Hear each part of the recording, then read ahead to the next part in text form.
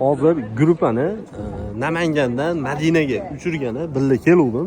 Juda ham ajoyib hodisa bo'ldi. To'g'risi, ikkita odamning sog'lig'i sababli ucha olmaydigan bo'lib qoldi. Hammadan pasport so'rab qoldi. Pasportingiz bo'lsa uchirib beraman deydi. Hozir hech kimda pasport chiqmadi. O'zimiz akamiz ota-onasini kuzatgani keluvdi. Endi xudo xolasa o'zini ota-onasi bilan birga umraga ketadigan bo'ldi. Akalar xudo chaqiradigan bo'lsa hech narsa emas deydi. O'zim guvohi bo'ldim. Mana akamiz o'zi ham hali icholmayapti. Lekin muborak bo'lsin. Rahmat. Salomimizni yetkazasiz. Xudo xolasa bizga ham nasib qilsin. Agar pasportim bo'lganda ketardik, lekin bu yoqqa nasib qilgan ekan.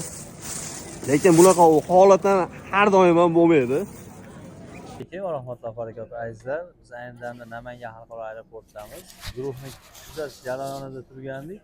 Ikkita odamimiz ayrim sabablarga ko'ra aeroportga yetib kela olmadi. Yetib keldi, sog'ligi sabab больницаga tushib qolibdi ayni damda. Xudoyim chaqirsa Allohga oson. Bandasi mana nasib bo'lsa, Iqbol akam otasini, onasini kuzatgani Namangan xalqaro aeroportiga keluvdi.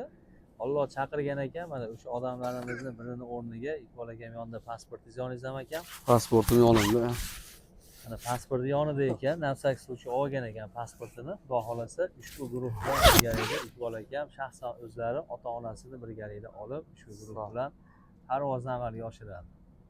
Iqbol aka, sizdan qanaqa tuyg'u o'tyapti? Shuni bir guruhimizga aka aytib berasiz. Alhamdulillah robbil alamin. Allo.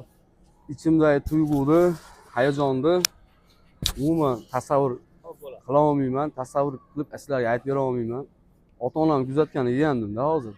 Otam bilan onam kirib ketdi ichkariga. Boburjon akamiz pasport bormi dedi. Bor dedim. Aka siz ham jo'natib yuboraman dedi. Allohga oson hamma narsa, lekin bir narsani aytib qo'yishim kerak Boburjon. Aytsam bo'ladimi, bo'lmaydimi dedi. Butun Buloqbosh xalq ko'radi buni. Ko'p odam dilini olgan bo'lishi mumkin. Ko'p odamning haqqi menda qolgan bo'lishi mumkin. Ko'p odam haqqi qolgan bo'lishi mumkin. Ularga juda hayronman, nima deyishga hozir ichim aytolmayapman ichimda gaplarim.